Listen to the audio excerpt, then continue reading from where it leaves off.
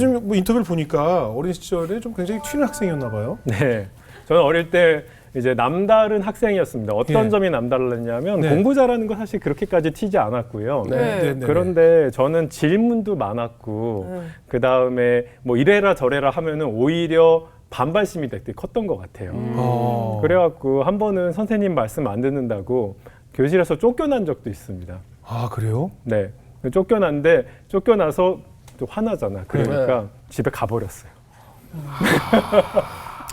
그리고 중학교 때는 중학교 때는 학교 다니는 게 너무 재미가 없는 거예요. 근데 공부는 되게 잘하는 학생인데 한번 보세요. 저는 ABC를 다 대충 다 알았는데 혹시 깜지 기억나세요? 깜지 옛날에 깜지 있죠. 깜지 그냥 공채에다가 ABCD 계속 쓰는 거 똑같은 거 계속. 까맣게 만들어 와야 돼 A4 용지를. 근데 저한테는 이제 굉장히 고문이었거든요. 아, 그리고 숙제 ABC를 이제 막 100번 써오라 그러는데 이거 왜 써야 되지? 그래서 차라리 맞자. 숙제를 하지 말고 이제 좀 맞다가 내가 또 왜 맞아야 돼? 하다가 이제 학교를 안 가기 시작했어요. 근데 안 가면 걸리잖아. 어떻게 할게요? 어떻게? 거기 숨었겠죠. 아니, 가서 자요? 아니, 책상을 창고로 옮겼어요. 제 책상이랑. 없는 것처럼? 네네. 그래갖고 한 15일 동안 학교 안 가서 안 걸렸어요, 진짜로. 집엔 안 가신 거네요. 그럼 엄마는 모르고. 어머니 모르시고. 학교 나갈 때 그냥 나갔다가 그냥 학교 끝난 시간에. 근데 이런 학생인데 공부를 잘했어요? 뭐 그랬네요. 네네. 그래서 저는 그때 도서관 갔어요. 학교 구립 도서관. 그러니까 이거네. 우리는 이제 공부를 못 쫓아가서 이제 삐딱하게 가는 학생들이라면 여기는 너무 앞서 있으니까 이 학교 수준이 안 맞으니까 이게 무슨 ABC 하고 혼자 도서관 가서 내 공부하는 그런 스타일. 뭐 재수없게 들리실 수도 있었지만 아니 그거네요. 뭐 그렇기도 했습니다. 우리랑 좀 다른 방향의 새롭게 소서에 이제 많은 분들이 나왔지만 초중고 유년 시절이 이제 다 이야기들 저희 들어보잖아요. 가장 남다른 분이긴 합니다. 그러네요. 가장 앞서 있는 간격이 우리가 좀 크네요. 네, 가장 남달라요. 간극이 큰 사람들끼리 뭔가 선을 이루어가는 게 하나님 나라의 법칙이라고 생각합니다. 그래요. 그러면 이제 어머님이 많이 불려가셨겠어요, 학교에. 아들이 없으니까. 그런데 저희 어머니 그래서 교장 선생님 만나서 단판 졌어요. 아니 이게 뭐냐? 이게 진짜 문제 아니냐 그랬더니 교장 선생님이 약간 깬 분이었던 것 같아요. 그래갖고 정말로 그래도 교장 선생님 보시기에 그래도 될 만한 애들 한 15명이요. 정말로 중학교 때죠. 중학교 수업 시간에 안 들어가고요. 학교 도서관에서 공부를 할 수 있게 해주셨어요. 당시 교장 선생님이. 그럼 그 15명은 다 공부를 잘하는 아이들이었죠? 그제 그랬죠. 천재들. 진짜 말도 안 된다. 이거 수업 안 들어도 다 안다 이거예요? 점점 멀어지고. 점점 멀게 나 느껴지면. 태어나 처음 듣는 얘기네. 천재들, 수재들은 그러니까 따로 이제. 뭐 그러기도 했습니다. 근데 저는 뭐 어머니께 그래서 감사드리죠. 뭐 그런 점도. 그래서 학교에서 그걸 인정해줬다는 것도 대단하네요. 그런 것 같아요. 뭐 학교에서도 이렇게 남달랐고 교회에서는 그러면 뭐 말이 안 되죠. 갑자기 그럼 초등학교 때부터 대예배 드리셨어요? 뭐 이게 뭐 그럴 수도 있겠네요. 나는 좀 초등부 안 맞아. 안 맞아. 대예배로 갈게요. 뭐 그러지는 않았고요. 그 초등학교 때는 이제 성경 퀴즈 대회 같은 거 하잖아요. 그럼 잘하죠. 잘해서 이제 뭐 선물을 많이 받고 그래서 저는 교회는 선물을 주는 곳인 줄 알았습니다. 그래서 대예배를 중학교 때부터 봤는데 그러시네. 진짜 졸려서 3년 동안 잤어요. 중등부 예배를 가도 되지만 또 그건 싫고 그래서 모르겠습니다. 어쨌든 대예배를 봤는데 대예배 가서 잤습니다. 3년 동안. 그럼 어떻게 신앙생활 하셨어요? 그래갖고 계속 자다 보니까 좀 별로네 그러면서 고등학교 때부터 이제 공부량도 좀 많아지고 그러니까 이제 교회를 안 다니기 시작했습니다. 안 다니기 시작하다가 고3 때 근데 이제 아무래도 공부를 뭐 잘하는 학생도 학교 생활이라든지 그런 거에 어려움이 또 많아요. 그다음에 저같이 이렇게 약간 튀는 사람들은요 핍박이 딱 옵니다. 한국 사회는 모난 종이 정을 맞아요. 정을 무조건 맞아요. 튀면 안 돼. 네네. 그리고 제가 근데 제 성격상 약간 튀니까 바로 이제 정이 들어오는 거예요. 또 어떻게 들어왔어요? 뭐 친구들한테 따도 당하고 그다음에 선생님들도 이제 뭐 좀 때리시기도 하시고 뭐 공부 잘해도 공부 잘하는 애도 맞는구나. 공부 잘하면 안 때리는데. 얼마나 싫으면 얼마나 튀어야 돼요.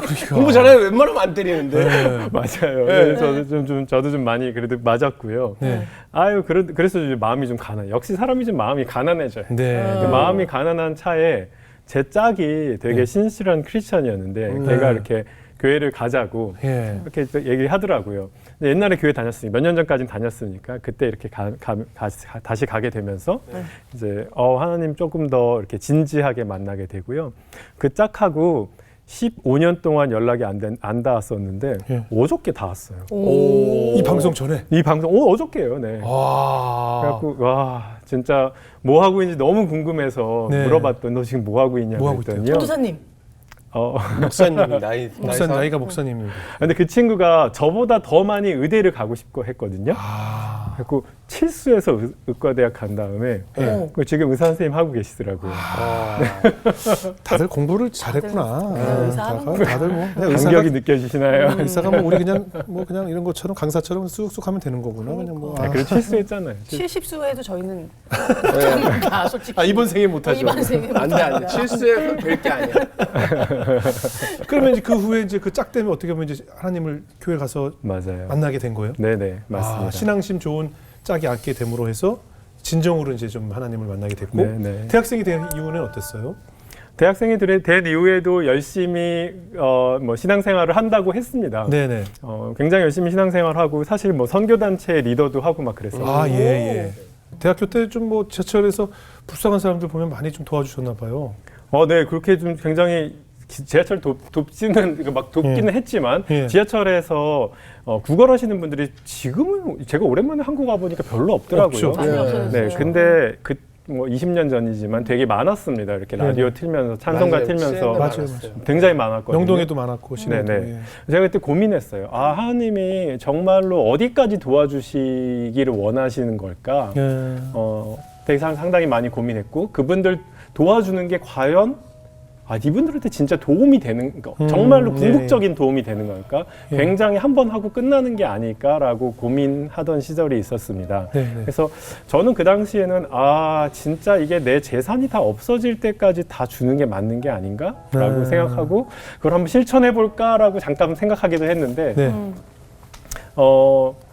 이제 그런 방법으로 사는 분들도 있지만 저 개인적인 그러니까 저 개인의 삶에서 어떤 식으로 하려고 하냐면 하나님께서 이런 약자들을 도우시는 그런 다양한 방법이 있는데 그게 결국은 사람을 통해서 되는 거잖아요. 그렇죠? 그리고 국가를 통해서 됩니다. 왜냐하면 국가가요 가장 어려운 사람들은 잘 이렇게 찾아내서 이제 국기초라고 하는데요. 국민기초생활보장제도.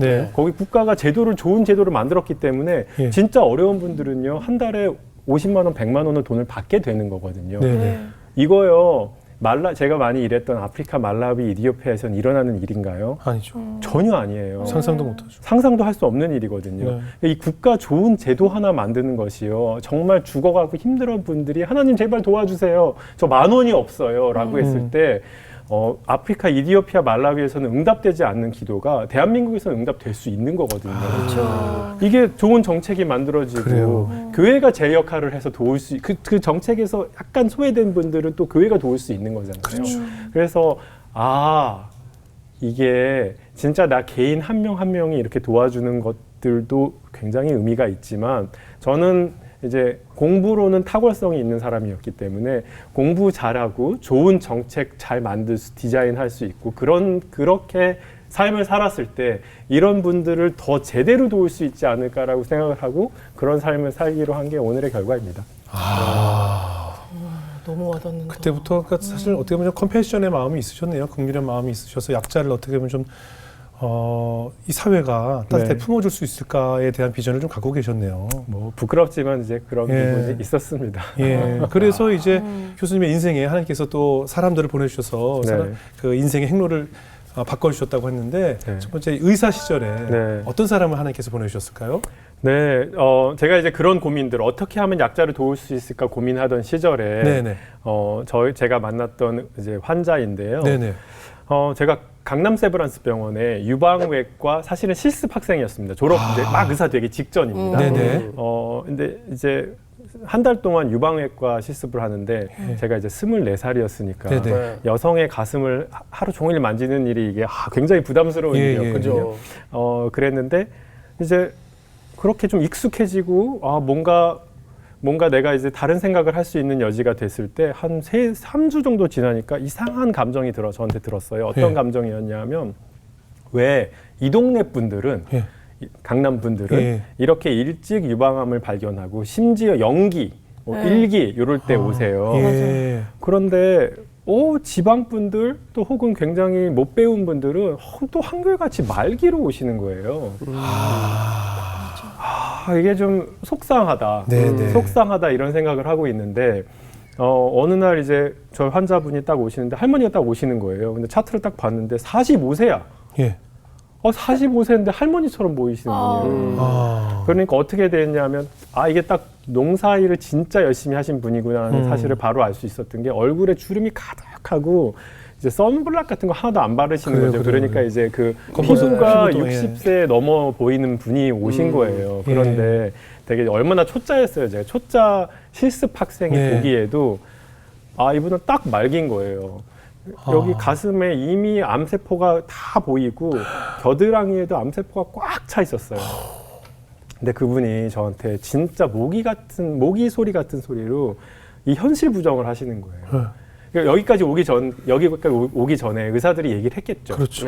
당신 암 같다, 암일 것 같다. 큰 병원 가봐라 그래서 큰 병원 가봐라 이래서 온 거 예. 아니에요. 예. 그런데 선생님 저 이거 암 아니죠 이러는 거예요. 와. 근데 진짜 그 현실 부정을 하시는데 너무 속상하더라고요. 너무 속상하고 내가 여태까지 그래서 여태까지 봤던 환자들의 이제 그 어려운 분들의 실태 그러니까 가난하고 어려운 사람들이 이렇게 아프기까지 하고 일찍 죽는구나라고 이제 깨달아서 제가 그때 화장실 가서 울었어요. 네. 그분 앞에서는 차마 못 울고 화장실 가서 굉장히 울고 그러면서 이제 그러면서 사실 경제학에 눈을 뜨게 된 거예요. 왜 가난하고 왜 못 배우면 이렇게 돼야 돼? 좀 이해가 됩니다. 네, 그래서 이제 경제학 공부 시작하게 된 이제 그런 사건이 하나 있었습니다. 그럼 어떻게 보면 그 환자분 때문에 인생에 가야 될 길을 확 바꾸신 거네요. 물론 이제 그분 한 분 때문만은 아니겠죠. 이제 그 여러 채널을 통해서 말씀하시다가 이제 이 환자분을 보면서 진짜 그렇구나라고 확실하게 깨닫고 그때부터 이제 경제학 공부를 하기 시작했던 것이었습니다. 근데 이게 말이 저희는 상상이 안 될 정도로 의사를 하시다가 경제학을 한다는 게 너무 이 실행에 옮기기가 만만치 않았을 것 같은데요. 이과에서 문과로 확 바꾸는 거예요. 어떻게 하셨어요? 어떤 과정이 있었을까요? 방향이 전혀 달랐을 텐데. 네, 경제학 공부할 때는 또 이렇게 의과대학에서 트레이닝 받은 게 있으니까 되게 잘 했는데 유학 가서가 문제였어요. 유학을 가셨군요. 네네. 어디로 가셨어요? 제가 이제 콜롬비아 대학이라고 미국에 있는 좋은 대학입니다. 콜롬비아 대학. 남미에 있는 콜롬비아 말고요. 그렇죠. 콜롬비아 대학이에요. 진짜 좋은 학교잖아요. 네네. 아이비리그 대학이죠. 그죠? 이제 거기는요. 이제 아이비리그 대학들이 예를 들어 1년에 한 20명 정도 경제학 박사를 받아요. 신입생들을. 그런데 좋은 대학이 전 세계 10개 있다 그러면은 그 한 해에 200명 정도가 들어오는 거니까요. 전 세계에서 경제학 좀 한다는 그 초 엘리트들만 모아놓잖아요. 수재들 다 오는 거 아니에요? 그렇다 오잖아요. 거기 갔더니 이제 제가 이제 너무 힘든 거예요. 왜냐하면 거기 우리나라에서는 좀 한다고 했는데 거기 갔더니 이제 바닥을 치기 시작하는 거예요. 전 세계 수재들이니까. 되게 힘들었습니다. 근데 거기서 그치지 않고요. 이 20명 중에 뒤에 5명. 이 사람들도 수재예요. 그렇죠. 당연하죠. 이 5명을요. 퇴학시켜요. 성적으로 잘라서? 성적으로 잘라서 퇴학. 공부 못한다고? 공부 못한다고. 영원히 퇴학. 너 집에 가라. 우리 컬럼은 너희 안 돼. 이거를 자르는 거예요? 네네. 그래서 그게 이제 1년 공부시키고 나서 마지막 하루에 딱 시험 수능같이 보는 거예요. 그런 다음에 뒤에 5명을 이제 탈락시키는데. 수능보다 더 힘들죠, 그러면. 그러니까 진짜 건데. 제가 극한의 스트레스였어요. 극한의 스트레스. 근데 제 성적이 어느 정도냐면 15등 정도 계속 하는 거예요. 얼마나 불안하잖아. 20등 하든가. 그러다가 어느 날은 한번 급기야는 꼴등을 했어요. 근데 또 잔인하게 또 다 알려줘. 공개를 해요? 공개합니다. 그래서 이제 이렇게 히스토그램이라고 해서요. 막대 그래프를 보여줘서 여기 요 구간에 몇 명, 요 구간에 몇 명 그러는데 제가 10점부터 20점 구간에 한 명이 있는 게 그게 꼴찌였는데 제가 17점이더라고요. 그래서 내가 꼴찌구나. 와. 그래서 제가 이제 그렇게 막 고통 당하고 있는데 네. 진짜 그때 제 마음이 어느 정도였냐면요. 혹시 저녁 때 자기 전에 잠깐 기도하는 분들 많으시잖아요. 네. 그런데 혹시 이런 경험 있어요? 아침에 딱 일어났는데 너무 죽을 것 같아서 하나님 오늘 하루 어떻게 살아야 돼요? 제발 도와주세요. 약간 이런 느낌의 기도를 아마 해보신 분들도 있죠. 계실 그렇죠. 텐데. 그럼요. 아침에 눈 뜨는 거 너무 두려운 그럼요. 그런 시절. 맞아요. 근데 안 떴으면 좋겠다고 생각한 적도 근데 있죠. 떠지니까. 맞아요. 네. 그래서 그때 제가 진짜 딱 그런 마음이었고요. 네. 그렇게 되게 절박하게 기도하게 되더라고요. 근데 제가 그 전까지는 되게 기복신앙 싫어하고 막 그랬는데 그렇게 내가 또 절박한 상황에 닥쳐 보니까 되죠. 되게 막 또 이렇게 기도하게 되고 그랬습니다. 그래서 그렇게 하나님께 매달려서 기도했더니 응답이 좀 오던가요? 그것도 정말 큰 은혜였는데요. 네네. 제가 딱 유학을 갔는데 예. 2명의 제 친구들과 1명의 이제 제 선배가 있었어요. 예. 근데 그 유학 가기 전에 그 선배는 이제 한국 대학을 같이 다녔었던 분인데 저랑 이제 사실 많은 신앙 얘기도 나누고 그랬던 분인데 예. 그 사람들이 마치 제가 너무 불쌍해서요. 예. 지식을 국어로 다녔거든요. 왜냐하면 꼴등하니까 맨날 바닥이니까요. 그래서 제발 형 가르쳐 주세요. 제발 가르쳐 주세요. 근데 저는 그래서 그 돈 구걸하시는 분들의 그 자존심과 마음을 그때 사실 처음 이해했어요. 아니요, 돈 구걸이 더 비참하죠. 훨씬 더 비참하죠. 말할 것도 없이 훨씬 비참한데. 여기는 뭐 나와 봐야 콜롬비아에서 나가는 거지만 이건 인생이 온 가족이 가는 거로 그렇죠. 물론 뭐 비교할 건 아니지만 사실 그 마음을 이해하겠다는 거죠. 맞습니다. 감히 비교할 수 없는 거지만 제가 누군가 무언가 아쉬운 소리 하고 국어를 한다는 게 그래서 지식 국어를 하러 다녔거든요. 근데 지식 국어를 하러 다니는 마음 속에서 그분들의 마음을 아주 자금이나마 이해할 수 있었고 그분들이 사실 저를 약간 개인 과외처럼 이렇게 도와주셔서 사실 그렇게 해서 꼴등으로 합격을 할 수 있었고 뭐 그런 것들을 제 삶에 뭐 그러니까 사실 성공한 간증, 성공한 스토리라서 제가 사실은 좀 나누고 싶지 않기도 했으나 뭐 그러지 않았어도 제 인생에서 하나님께서 충분히 어떤 뭐 기독교 크리스찬으로서 삶을 실패해서 돌아왔더라도 그렇죠? 그랬을 수 있겠지만 어쨌든 저는 이런 삶을 정말 잘 살아내야 된다는 압박감이 있는 거죠. 이렇게까지 해주셨는데. 아니 40대에 암에 걸리신 환자로 하여금 또 그 외에 많은 환자를 보면서 평탄하게 지금 그 연세 세브란스 병원에 그 린턴 생활하면서 앞으로 어떤 길로 가야 할 평탄한 포장도로가 기다리고 있음에도 그것을 포기하게 함으로써 지금 이렇게 국어를 하면서까지 내 지식을 얻기 위해 노력하는 과정을 또 비포장도를 택해서 가신 거니까 그것도 사실 하나님이 인생의 행로를 바꾸신 대단한 간증이 되겠죠. 네.